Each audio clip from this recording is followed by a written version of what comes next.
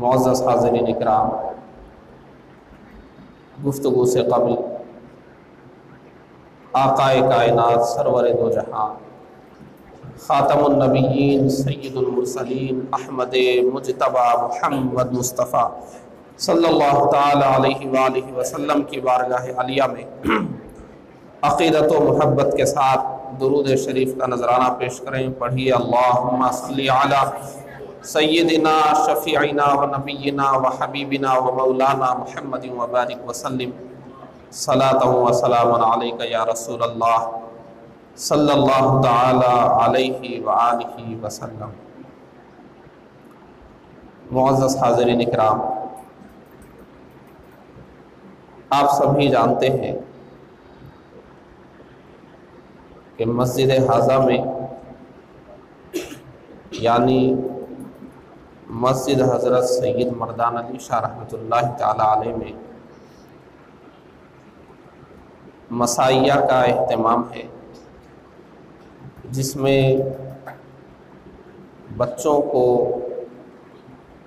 قرآن مجید کی تعلیم دی جاتی ہے، دینیات کی تعلیم دی جاتی ہے، اردو زبان کی تعلیم دی جاتی ہے۔ اور آج کے جلسے میں آپ نے ان بچوں سے جو کچھ سنا، یہ سب بچے ہماری اسی مسجد کے مسائیہ کے طلباء و طالبات ہیں۔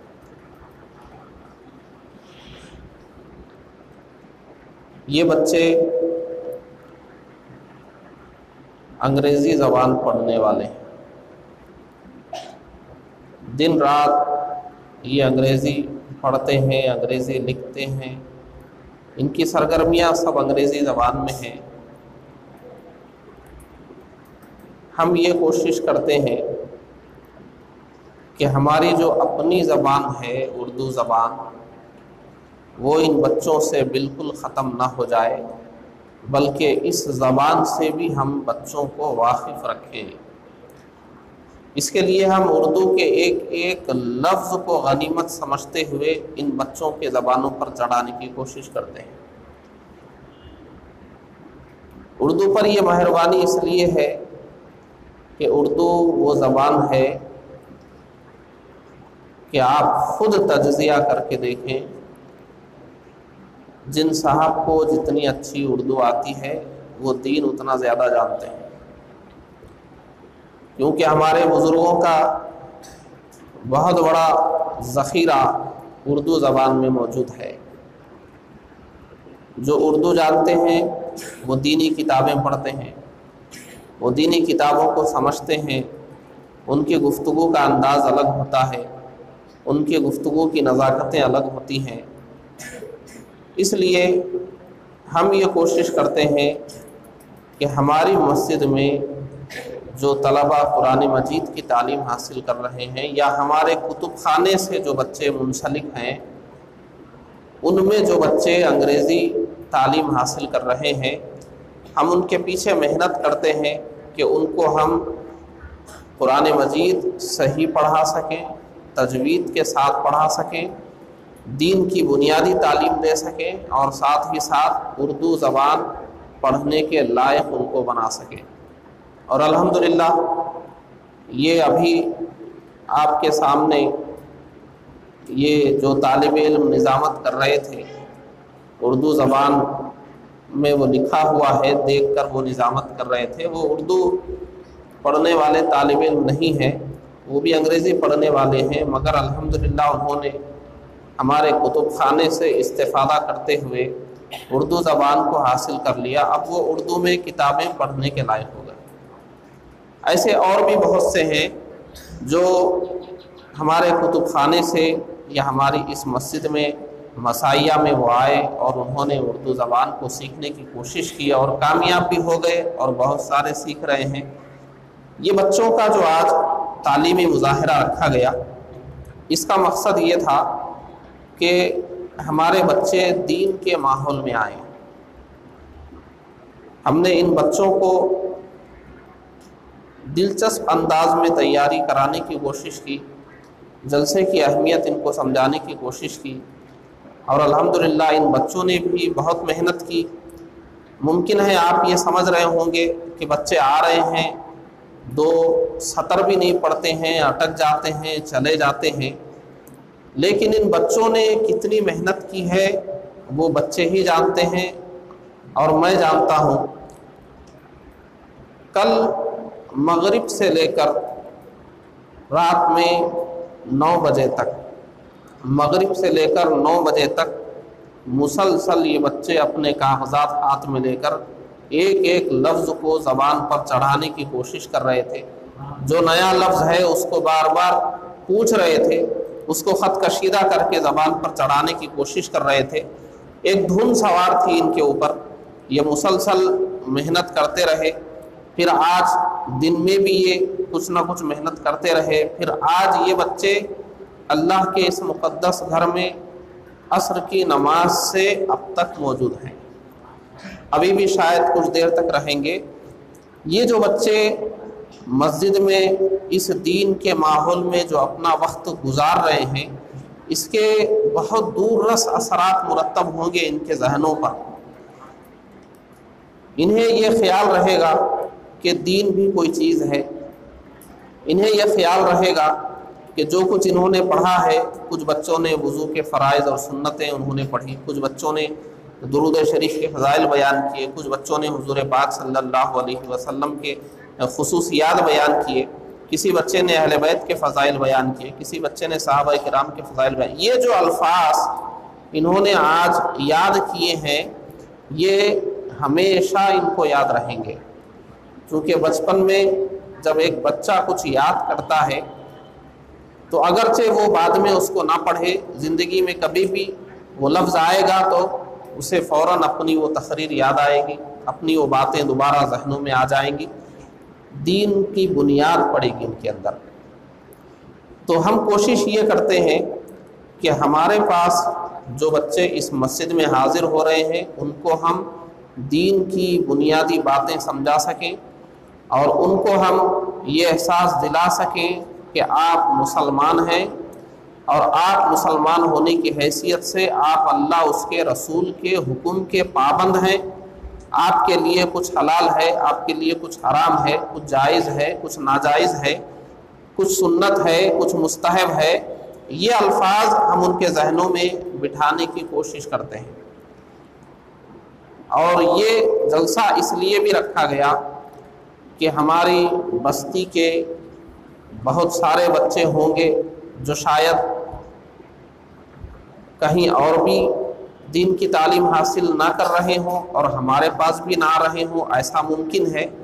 تو ہم نے یہ سوچا کہ جب لوگ یہ بچوں کا مظاہرہ دیکھیں گے تو انہیں بھی اپنے بچوں کو یہاں لانے اور تعلیم دلوانے کا شوق پیدا ہوگا۔ یہ بھی امید ہم رکھتے ہیں، ان بچوں کے اچھے مستقبل کی امید کے ساتھ ساتھ یہ بچے دوسروں کو بھی یہاں لانے کا ذریعہ بن سکتے ہیں۔ بہت سارے اچھے مقاصد کے ساتھ ہم نے اس جلسے کو رکھا، اور یہ جو بچوں کا جلسہ ہوتا ہے بہت تحمل کے ساتھ اس میں بیٹھنا ہوتا ہے، کیونکہ یہ جو باتیں بولتے ہیں چھوٹی چھوٹی باتیں وہ سب ہم جانتے ہیں، لیکن ہمیں بہت تحمل کے ساتھ اس لیے بیٹھنا ہوتا ہے کہ یہی بچے مستقبل کے لیے معاشرے کی بنیاد ہیں، یہی کل نوجوان ہوں گے۔ ہماری مسجدوں میں پہلی صفوں میں کل یہی بچے ہوں گے جو بڑے ہو چکے ہوں گے، ہماری مسجدوں کو سنبھالنے والے مستقبل میں یہی بچے ہوں گے، ہماری تنظیموں کو چلانے والے یہی بچے ہوں گے،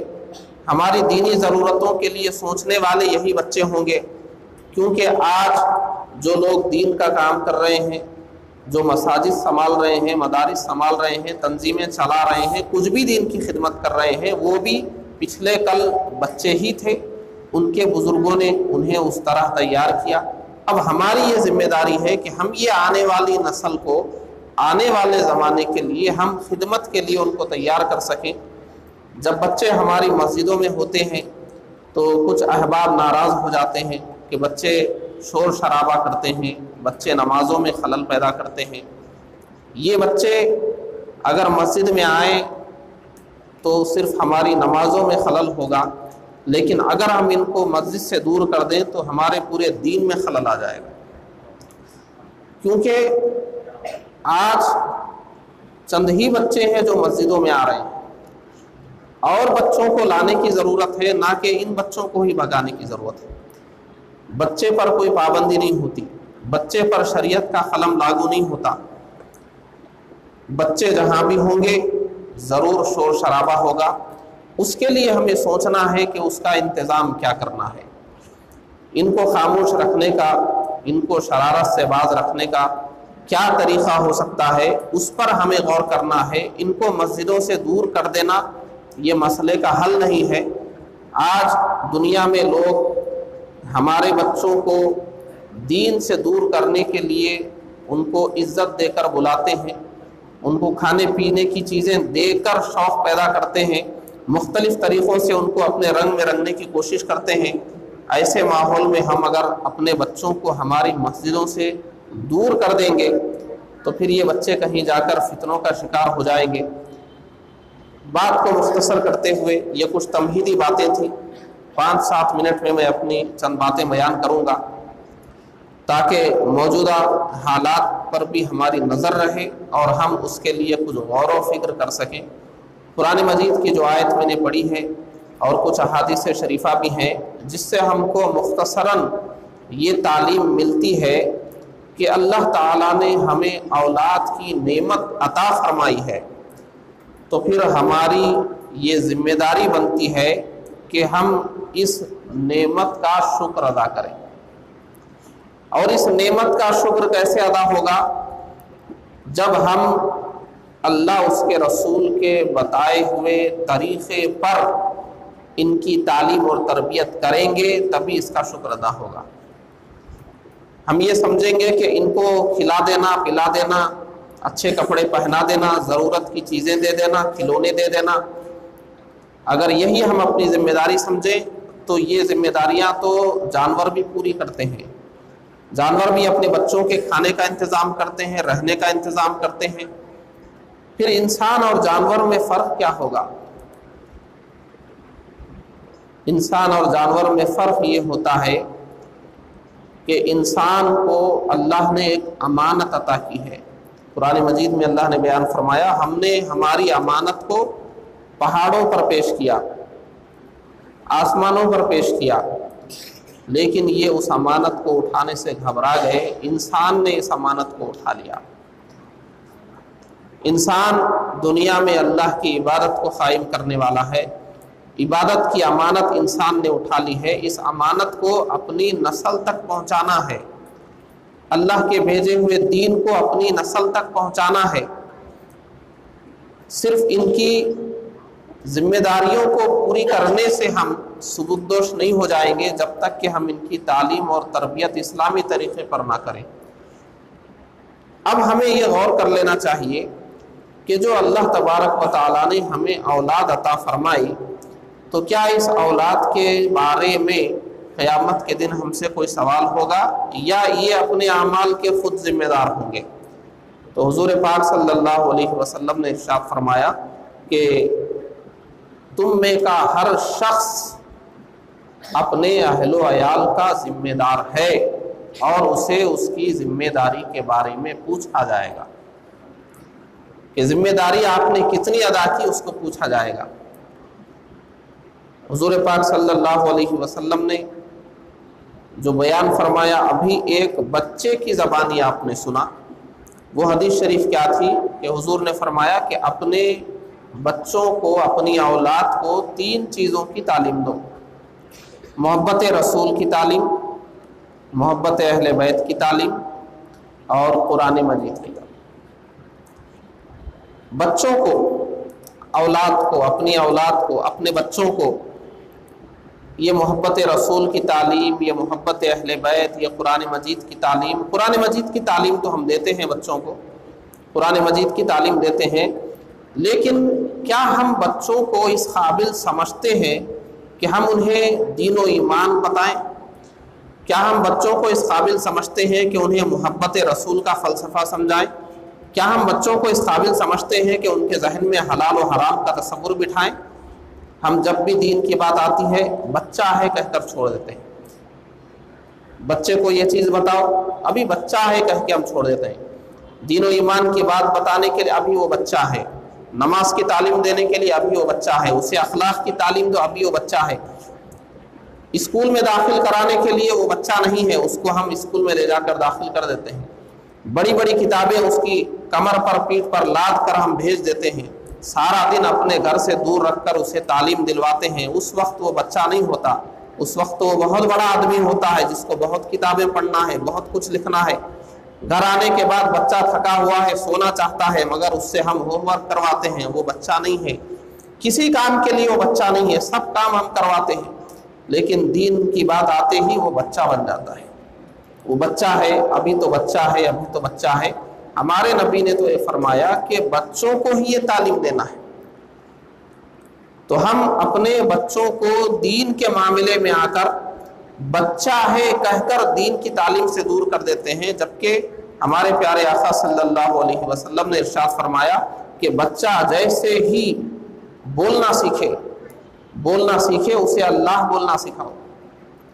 جب ذرا بولنا آ جائے تو اسے لا الہ الا اللہ محمد الرسول اللہ بولنا سکھاؤ، پھر اس کے بعد اسے قرآن مجید کی تعلیم دو، اس کے بعد اسے اخلاق سکھاؤ، کھانے پینے کا طریقہ، اٹھنے بیٹھنے کا طریقہ، بڑوں سے بات کرنے کا طریقہ، ہر چیز کا طریقہ، انہیں اخلاق سکھاؤ، انہیں اچھی زبان سکھاؤ، انہیں تواضع سکھاؤ، انہیں عاجزی و انکساری سکھاؤ، انہیں بری چیزوں کی شناخت کراؤ کہ یہ بری چیزیں ہیں، اس سے پرہیز کرو۔ یہ چیزیں بچوں ہی کے لیے ہے، حضور پاک صلی اللہ علیہ وسلم نے بچوں کو ہی یہ سب سکھانے کا حکم دیا۔ تو ہم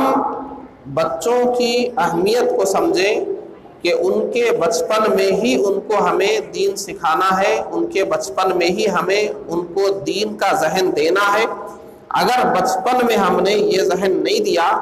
تو آج جس ماحول سے ہم گزر رہے ہیں، آج مسجد چھوڑ دیجئے، جہاں دین کی تعلیم ہوتی ہے ان جگہوں کو چھوڑ دیجئے، ہماری جو محفلیں ہوتی ہیں ان جگہوں کو چھوڑ دیجئے، ان سے ہٹ کر ہمارا بچہ جہاں بھی ہوتا ہے، چاہے وہ اسکول میں رہے، چاہے وہ فنکشن ہال میں رہے، چاہے وہ بازار میں رہے، چاہے تفریح پر رہے، کہیں پر رہے، ہر جگہ دین کے خلاف ایک ماحول بنا ہوا ہے۔ ہمارا بچہ زیادہ دین کے ماحول کے خلاف رہتا ہے، تھوڑی دیر کے لیے مسجد میں آتا ہے تو وہ ایک دین کے ماحول میں آ جاتا ہے، ہماری کسی محفل میں آ جاتا ہے دین کے ماحول میں آ جاتا ہے، کسی جلسے میں آ گیا دین کے ماحول میں آ گیا۔ یہ دین کا ماحول تھوڑی دیر کے لیے بچے کو ملتا ہے، اب اس تھوڑی دیر کے لیے بھی ہم بچوں کو دین کے ماحول میں نہیں رکھیں تو پھر آپ خود اندازہ کیجئے کہ ہماری یہ نسل کس طرف جائے گی، ان کا مستقبل کیسا ہوگا، یہ مستقبل میں کیسے مسلمان بن کر زندگی گزاریں گے، یہ فکر کرنا ہماری اور آپ کی ذمہ داری ہے۔ آج ہم اتنے بے پرواہ ہو چکے ہیں بچوں کی تعلیم اور تربیت کے سلسلے میں۔ اعلیٰ حضرت علیہ رحمت و رضوان نے ایک جملہ تحریر فرمایا، ایک جملہ غور سے آپ سنیں، کتنی بڑی بات اعلیٰ حضرت نے تحریر فرمائی۔ آپ نے بچوں کی تعلیم اور تربیت کے حوالے سے ایک چھوٹا سا رسالہ تحریر فرمایا، اس میں آپ نے لکھا کہ اپنی بچیوں کو، فرماتے ہیں کہ حدیث سے ثابت ہے کہ تم اپنی بچیوں کو سورہ یوسف کا ترجمہ مت پڑھاؤ، اس میں عورتوں کے مکر کا ذکر کیا گیا، اس میں عورتوں کے مکر کا ذکر ہے، اپنی بچیوں کو اس کا ترجمہ نہ پڑھاؤ۔ سورہ یوسف کی بات ہو رہی ہے، قرآن مجید کا حصہ ہے، فرماتے ہیں کہ بچیوں کو سورہ نور کا ترجمہ پڑھاؤ، سورہ نور کی تعلیم دو، اس میں اللہ تبارک و تعالیٰ نے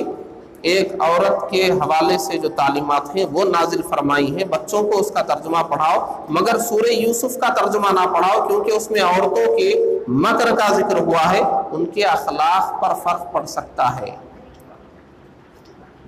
ایک طرف ہمارے بزرگوں کی یہ بات ہے، ساتھ ہی میں لکھتے ہیں اعلیٰ حضرت کہ عشقیہ کتابیں تم اپنی بچیوں کو پڑھنے کے لیے نہ دو، عشقیہ غزلیں انہیں پڑھنے کے لیے نہ دو، افسانوی ناولیں انہیں پڑھنے کے لیے نہ دو۔ یہ ساری باتیں یہ پڑھنے سے تعلق رکھتی ہیں، ایک طرف ہمارے بزرگوں کے یہ جملے ہیں کہ اتنی احتیاط کروا رہے ہیں کہ اپنی بچیوں کو سورہ یوسف کا ترجمہ مت پڑھاؤ، لیکن آپ ہمارے معاشرے میں آ کر، ہمارے گھر میں قدم رکھ کر آپ ایک بار جھانک کر دیکھیے، ہم اپنی بچیوں کو کیا دکھاتے ہیں؟ ہم اپنی بچیوں کو عشق بازیوں پر مشتمل ناٹک دکھاتے ہیں۔ جس چیز کو الفاظ کے ذریعے پڑھنے سے بھی روکا جا رہا ہے، ہم اس کو بالکل پریکٹیکل دکھاتے ہیں ہماری بچیوں کو، بے پردگی دکھاتے ہیں ان کو، انہیں کیا کیا ہم دکھاتے ہیں، کیسے ان کے اخلاق پر فرق پڑتا ہے۔ ہمارے بزرگوں نے تو اتنی پاکیزہ تعلیم دی کہ کتابیں پڑھنے میں بھی انہوں نے محتاط بنایا کہ ہر قسم کی کتابیں بھی بچیوں کو پڑھنے نہ دو۔ ہم تو پھر اخلاق کو خراب کرنے والے ذرائع اپنے گھروں میں لے کر بیٹھے ہیں، پھر ہم اپنے بچوں سے اور اپنی بچیوں سے بڑے بڑے کارناموں کی امید رکھیں گے، تو ہو سکتا ہے دنیا کے معاملے میں کوئی کارنامہ کر جائیں، لیکن دین کے معاملے میں ان سے کوئی کارنامے کی امید نہیں کی جا سکتی۔ اس لیے جہاں کہیں بچوں کے لیے کوئی سرگرمی عمل میں آ رہی ہے، آپ اس کا حصہ بننے کی کوشش کریں اور ایک ایک بچے کو غنیمت سمجھیں۔ میں بار بار مختلف مقامات پر یہ بات کہتا ہوں کہ اس وقت سب سے زیادہ ضرورت ہمارے بچوں پر دھیان دینے کی ہے۔ بچوں کو آپ غنیمت سمجھیں۔ آج آپ دیکھتے ہیں کہ ایک آدمی ایک شہر پر بھاری پڑ جاتا ہے، ایک گمراہ شخص پوری بستی پہ بھاری پڑ جاتا ہے، ایک متشدد شخص پورے ملک پر بھاری پڑ جاتا ہے، قوم کا ایک آدمی دوسری قوموں کے لیے درد سر بن جاتا ہے، ایک ہی ہوتا ہے، مگر پوری ملت کو سوچنا پڑتا ہے کہ اس ایک آدمی کا کیا کریں۔ اس لیے آپ ایک ایک بچے کو غنیمت سمجھیں۔ ہم یہ نہیں جانتے کہ ان بچوں میں سے کون سا ایسا بچہ ہے جو دین کے لیے بڑی بڑی خدمتیں انجام دے گا، ان بچوں میں وہ کون سا بچہ ہے کہ جو کئی لوگوں کی رہنمائی کا ذریعہ بنے گا، یہ ہم نہیں جانتے۔ اس لیے ہم بچوں کے حد تک یہ نہ دیکھیں وہ کس کا بچہ ہے، وہ ہمارا بچہ ہے یا اس کا بچہ ہے، یہ اس خاندان کا ہے یا اس خاندان کا ہے، اس محلے کا ہے یا اس محلے کا ہے، وہ ہمارے ایک مسلمان بھائی کا بچہ ہے، بس وہ ہماری قوم کا بچہ ہے، ہماری قوم کی عزتیں اس سے وابستہ ہیں۔ یہ سوچ کر ہم بچوں کے لیے کچھ بیداری لانے کی کوشش کریں اور ہم اپنی اپنی جگہ فردن بھی یہ ذمہ داری اٹھائیں کہ جتنے بچے ہمارے تعلقات میں ہیں، ہمارے اثر و رسوخ میں ہیں، ہمارے ماتحتی میں ہیں، ہم ان کو دین سے قریب کرنے کی اور اردو زبان سے قریب کرنے کی کوشش کریں اور قرآن مجید کی صحیح تعلیم دینے کی کوشش کریں، تاکہ ہمارا جو معاشرہ ہے، مستقبل میں ہمارے جو نوجوان ہوں گے یہ بچے، تو یہ مستقبل میں دین کے خدمت گزار نوجوان بنیں، ان کے اندر دین ہم کو نظر آئے اور آگے ان کے حالات دیکھنے کے بعد ہمیں یہ افسوس نہ کرنا پڑے کہ یہ بگڑی ہوئی قوم کے ذمہ دار کہیں نہ کہیں ہم بھی ہے، یہ احساس ہمیں نہ ہو۔ ہم اپنے حصے کی کوششیں کریں اور اپنے حصے کی کوششیں کرنے کے باوجود اگر کوئی سیدھے راستے پر نہیں آتا ہے تو اللہ تبارک و تعالیٰ نے ہمیں اس کا ذمہ دار نہیں بنایا۔ اللہ تبارک و تعالیٰ نے تو اپنے پیارے حبیب صلی اللہ علیہ وسلم سے ارشاد فرمایا، اے پیارے حبیب آپ ان کے ذمہ دار نہیں ہیں، آپ صرف مبلغ ہیں، آپ ان کو پہنچا دیجئے، یہ قبول کر لیں گے نجات پا جائیں گے، نہیں قبول کریں گے تو روز قیامت یہ اللہ کی بارگاہ میں کوئی عذر نہیں کر سکیں گے، ان کی کوئی دلیل اللہ کے سامنے نہیں چلے گی، کوئی حجت ان کے لیے اللہ نے باقی نہ رکھی۔ حضور پاک صلی اللہ علیہ وسلم بہت غمزدہ ہو جاتے تھے کہ کاش یہ کفار مسلمان ہو جاتے، مشرکین ایمان لاتے۔ اللہ تبارک و تعالیٰ ارشاد فرماتا ہے، اے پیارے حبیب ان کافروں کے پیچھے آپ کیوں غم فرماتے ہیں، آپ کیوں اپنا دل تنگ کرتے ہیں؟ آپ نے ہدایت ان تک پہنچا دی، آپ کا ذمہ پورا ہو گیا، آپ ان کافروں کے پیچھے غمزدہ نہ ہو بلکہ اپنے ماننے والوں میں آپ وقت گزاریں اور انہیں دیکھ کر اپنی آنکھوں کو ٹھنڈا کریں۔ یہ اللہ تبارک و تعالیٰ نے اپنے نبی سے فرمایا، تو ہمیں صرف کوشش کرتے چلے جانا ہے، اپنی کوششوں کا نتیجہ دیکھنے کے لیے ہمیں تیار نہیں رہنا ہے، کیونکہ ہم نتیجوں پر نظر رکھ کر ہی اپنے حوصلوں کو پست کر لیتے ہیں۔ ہم چاہتے ہیں کہ ہم کام کریں اور فوراً اس کا نتیجہ ہماری نگاہوں کے سامنے آ جائے، ہم تھوڑا سا کام کرتے ہیں اور وہیں پر رک کر مڑ کر دیکھنے لگتے ہیں میرے کاموں کا کیا نتیجہ نکلا، کیا فائدہ ظاہر ہوا۔ یہ نتیجے ہم زیادہ نہ دیکھیں، کوئی بھی محنت رائگاں نہیں ہوتی۔ دین کا کام کرنا ہی کامیابی ہے، اگر وہ کام کامیاب ہو گیا تو یہ دگنی کامیابی ہے۔ اس لیے اس جذبے کے ساتھ آگے بڑھیں اور آپ خود دین کے خادم بنیں، یا کم از کم جو دین کی خدمت کر رہے ہیں ان کے معاون بنیں۔ اگر اتنا بھی موقع نہ ہو تو کسی کے دین کی خدمتوں میں رکاوٹ نہ بنے، یہ آخری درجہ کم از کم ہونا چاہیے۔ اس کے بعد اگر آپ آگے بڑھتے ہیں، دین کے کاموں میں تعاون بھی نہیں کرتے بلکہ آپ اس میں رکاوٹیں ڈالنے کی کوشش کرتے ہیں، تو یہ آپ کسی کا ذاتی کام نہیں روکتے بلکہ دین کے کام میں آپ خلل ڈال رہے ہیں، جس کا آپ کو جواب دینا پڑے گا۔ الغرض آج کا یہ ہمارا جو بچوں کا تعلیمی مظاہرہ ہوا، ان بچوں کے لیے آپ دعا کریں کہ اللہ تبارک و تعالی انہیں دین متین کا سچا خادم بنائے اور انہیں دین کا سچا شعور عطا فرمائے،